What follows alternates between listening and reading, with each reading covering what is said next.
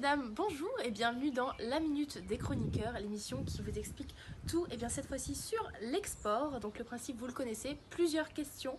Nos chroniqueurs répondent en 1 minute à chaque question. C'est parti. Le modèle économique de Nexa, c'est d'accompagner le développement économique du territoire. Donc le but, c'est que le plus de gens puissent se tester à l'entrepreneuriat sans que ce soit préjudiciable pour eux. Donc Nexa va les accompagner en toute sécurité, sans perdre de temps, avec les bonnes pratiques et surtout les bons questionnements. Donc on distingue cet accompagnement en 3 étapes, donc piscine, lagon et récif. Donc à commencer par l'étape piscine, c'est vraiment la capacité à mettre le focus au bon endroit, donc à capitaliser sur l'expérience de personnes qui l'ont déjà vécu chez Nexa à travers les différents projets d'accompagnement réalisés. Donc ça va être vraiment comment je me lance, si je me lance ou pas. C'est un dispositif qui va permettre à l'entrepreneur d'avoir de très bons réflexes et de trouver un produit qui correspond à un marché, un produit qui correspond à un besoin identifié sur une niche ou bien même sur un secteur. Donc l'étape numéro 2, l'étape lagon. Donc je me suis lancée et je cherche mes premiers clients. Donc il va s'agir de trouver quelle est la valeur ajoutée de mon produit et d'avoir un feedback marché qui va permettre de l'améliorer. Étape numéro 3, c'est l'étape récif qui nous intéresse le plus puisque c'est la partie accélérateur de projets d'avenir dont s'occupe Sébastien Coéléac, que nous avons rencontré et que nous remercions pour son investissement. Donc ça va être vraiment la partie qui va permettre d'exporter son projet au national ou à l'international. Donc pour vous donner un exemple, les entreprises qui sont ambitieuses sur des projets de start-up ou vraiment des projets très innovants ont très peu de chances d'être uniquement installées à La Réunion. Donc c'est surtout ce genre de projet qu'on va exporter au national ou à l'international et d'autres projets très originaux.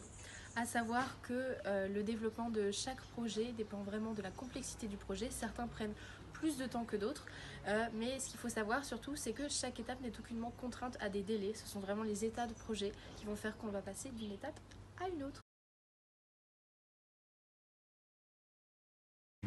Alors, bonjour, je m'appelle Julien de Nexa et je vais vous parler de l'expertise de Nexa. Qu'est-ce que c'est ? C'est un diagnostic en fait qui se présente comme un outil d'aide à la décision et un signal de qualité adressé aux partenaires et financeurs potentiels. Il s'agit d'une analyse détaillée à l'instant T, couvrant les dimensions techniques, économiques, financières et managériales du projet. Un rapport d'une 30aine de pages vous est livré. Il contient donc une caractérisation de votre innovation, une évaluation et un état d'avancement, une analyse technique bien sûr, une rapide analyse juridique, une analyse économique et marketing, des recommandations et un plan d'action concret pour le ou les dirigeants et des contrats proposés pour une mise en relation avec les membres adéquates issus de l'écosystème réunionnais. L'expertise peut intervenir à toute phase d'avancement de votre projet.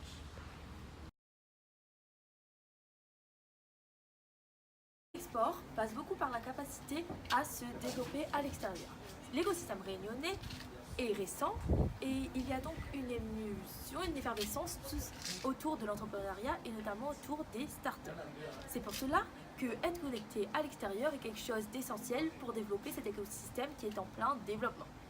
Alors, Nexa a donc décidé de faire des partenariats, notamment avec Outremer Network. Alors, avec Outremer Network, Nexa va permettre aux startups réunionnaises de bénéficier, de pouvoir faire partie de la station F. La station F, en effet, va permettre Nexa va permettre aux startups d'avoir une plus grande visibilité et donc de se faire repérer par la station F. Nexa va également faire d'autres partenariats, notamment avec un CES qui est un forum aux États-Unis. Et Nexa fait également des partenariats avec des entreprises qui aident à la gestion de start-up à La Réunion.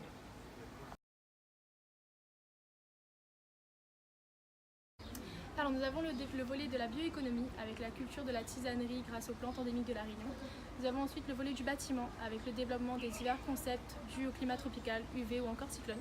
Nous avons par la suite le volet de l'énergie avec le système insulaire qui engendre beaucoup de problématiques comme le développement durable à laquelle la Réunion apporte beaucoup de réponses innovantes. Et ensuite, nous avons le volet numérique avec le développement de beaucoup de cursus scolaires tournés autour du digital. Alors, beaucoup de gens abandonnent leur projet car celui-ci demande plus ou moins beaucoup de temps. Et pour des raisons financières ou pour des raisons personnelles, beaucoup de gens abandonnent et ne sont pas prêts à passer 10 ans de leur vie dessus.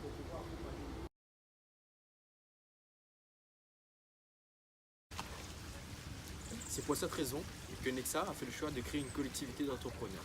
Même si l'entreprise ne marche pas, les compétences développées au cours de sa conception seront toujours utiles à d'autres. Il y a donc un comité de décision composé de clients Nexa pour des projets en cours. Les entretiens avec les porteurs de projets qui ont connu la réussite pour pouvoir accompagner de nouveaux porteurs sur les prises de décision.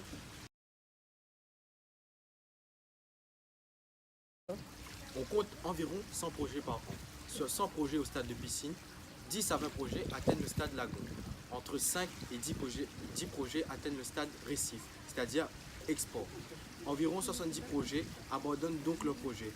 Il y a donc une sélection naturelle qui est beaucoup due à la résilience des porteurs de projets. À La Réunion, il est plus facile d'entreprendre qu'en métropole, puisqu'ici on bénéficie de beaucoup plus d'aides, donc que ce soit des aides au démarrage, mais également des aides publiques, qui peuvent nous avancer entre autres la première dizaine de milliers d'euros pour le lancement de notre entreprise. Cependant, le levée de fonds supplémentaire est beaucoup plus simple en métropole. Et quant au marché, il est plus petit à La Réunion, mais il est plus accessible. Et sortir de La Réunion reste compliqué car va dépendre du stade de maturité de l'entreprise. Il y a de plus en plus d'entreprises extérieures qui viennent s'implanter sur le territoire réunionnais. Cependant, en termes d'ambition, Nexa a pour idée de faire en sorte que ce soit les entreprises qui sont basées à La Réunion qui développent elles-mêmes leurs propres idées, sans faire appel à des franchises, puisqu'il est important de noter qu'il y a énormément de franchises sur le sol réunionnais. En termes de préconisation, on peut parler du fait de regarder ce qui se passe ailleurs afin d'adapter ces concepts au territoire réunionnais et au-delà du besoin de trouver des façons intelligentes, curieuses et innovantes de répondre à ce besoin. On peut également parler de la synergie d'entreprise qui est un concept qui va permettre de rassembler plusieurs entreprises en une seule et même entité et qui va permettre de rallier les forces et les compétences de ces différentes entreprises afin de faire la différence. Alors bonjour à tous, je me présente, je suis la directrice Mohar Latril de Immersive Wave. Donc qu'est-ce que c'est Immersive Wave? Alors c'est une entreprise qui se spécialise dans les technologies d'immersion et d'interactivité avec des solutions intuitives et innovantes.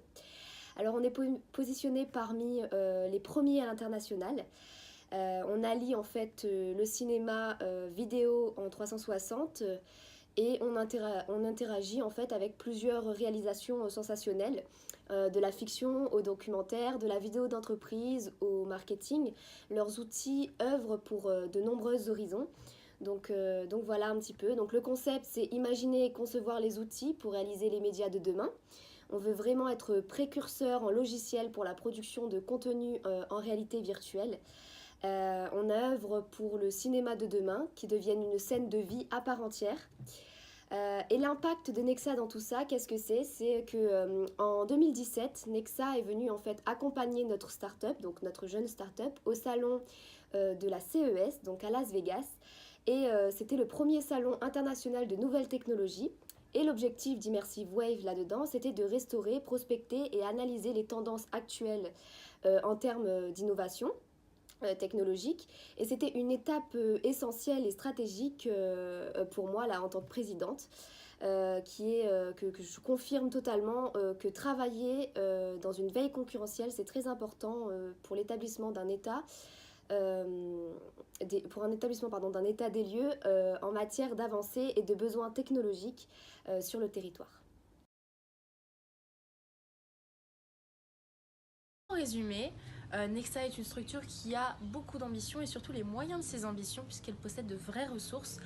Toutes les entreprises qui font appel à Nexa sont essentiellement exportées en France, bien qu'il y ait un énorme potentiel en Afrique. Et pour vous donner un ordre d'idée, les fonds qui sont levés en Afrique en un an représentent ce que lève la France en un mois, donc les contrastes sont vraiment énormes.